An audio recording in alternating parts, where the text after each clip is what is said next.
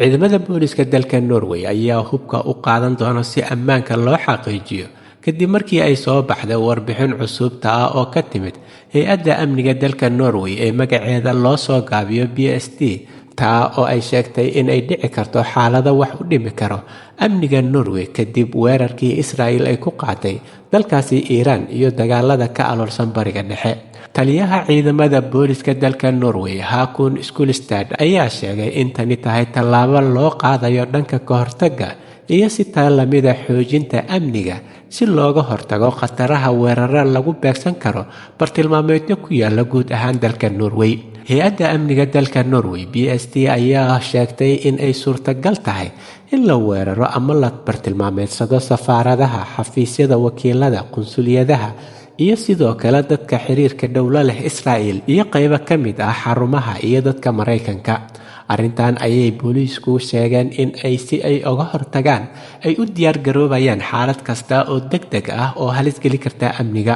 waxa uuna taliyaha boolisku sheegay in xaaladahani lagu hubeynayo ciidamada booliska ay tahay kaliya mid ka hortag ah looguna diyaar garoobayo wax kasta oo wax u dhimi kara amniga Norway. sababta ay ciidamada booliska dalka Norway hubkooda u qaadanayaan guud ahaan dalka ayaa lagu sheegay in ay tahay sidii ay uga hortagi lahaayeen bartilmaameedyo ay suurtagal tahay in lala beegsado qaybo ka mid ah dalka. waxa ayna saraakiisha iyo ciidamada kala duwan ee booliska ay hadda kadib wadan doonaan hubkooda marka ay ku jiraan shaqada xitaa haddii aysan jirin xaalad halis ah oo lasoo warinayo. tallaabadan ayay boolisku sheegeen in ay tahay mid lagu xaqiijinayo amniga guud ee dalka si lamidana looga hortagayo dhacdooyin walba oo wax u dhimi kara amniga oo si degdeg ah in looga falgalo u baahan.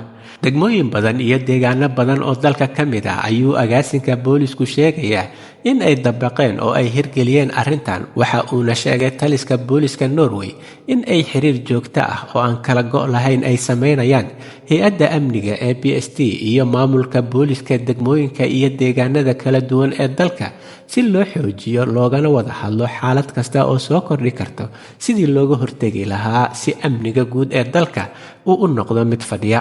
taliyaha ciidamada booliska dalka Norway Hakon Skulstad ayaa sheegay in ciidamada booliska ay u taagan yihiin sugidda iyo ilaalinta ammaanka guud ee dadweynaha dalka Norway.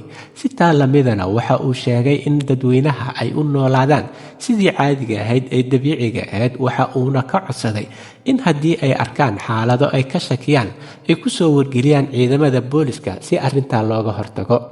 dagaalada bariga dhexe ka ololaya ayaa saameyn xoogan ku yeelanayo amniga dalal kala duwan oo dunida ku yaalo. halka ay wararka ugu doorkaroon idinkaga imaanayaan waa Somali Voice in Norway ama codka Soomaaliyeed ee Norway.